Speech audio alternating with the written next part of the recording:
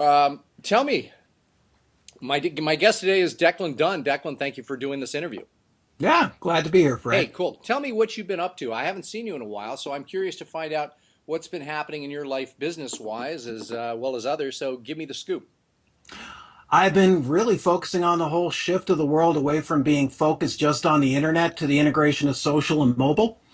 So, been developing actual networks primarily for women where they can do publishing, publish their books. A lot of them are trying to get on TV. So, we create up the infrastructure and the marketing systems for that. And that's one of the projects I have going called FMG Network.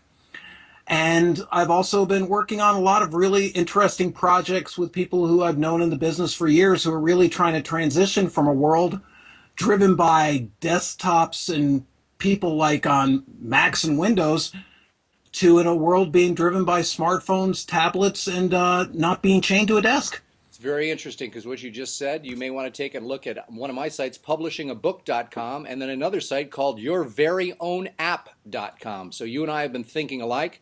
I'm going to have, I think, one of the first apps on the market here in iTunes in the next few days for my own, all of my personal stuff. So you and I are thinking exactly the same way. Very interesting. Why focusing on women? Tell me about that. Well, one, I've always, I come from a family where I was raised with six older sisters, so I have a deep affinity and appreciation of how women haven't been able to use these tools to be able to connect. And also, at a very simple level, one of the things we talk about in social media and even in mobile is the viral effect, the ability to have people refer. And in all my experience, women are the referrers, not men. Men refer, but not even close to the way women refer things to their friends, to their business associates, to people that they care about. And knowing that I had a multiple from a very business sense, I can get 5, 10, 20, 50 referrals, depending on the audience I'm in, from a woman if, by the way, I earn her trust. Okay, that's very key. Sure.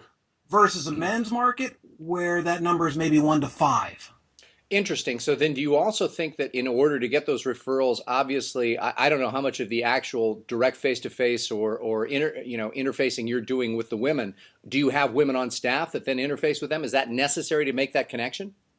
Not necessary. I'm better than most, but being raised in more of a, female environment. I mean, some guys get driven crazy because women communicate not in a different way, but there's always a sex difference. Sure. Jody, my partner in business and in life, she runs FMG Network. So it's definitely more of a woman to woman approach. And we even tried to do it together, but it really skewed 80% women, maybe 20% men.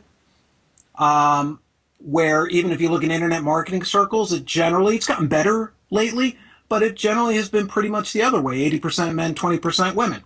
Tell me more about the venture. I'm really curious as to how that worked. How long ago did you start it? 2004.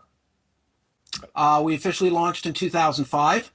We have had a series of trainings. So we do things. We have our book called Be a Show Host. We put out in 2007 as the manual to do audio, video, and all these communications online. We were teaching blogging back in 2005.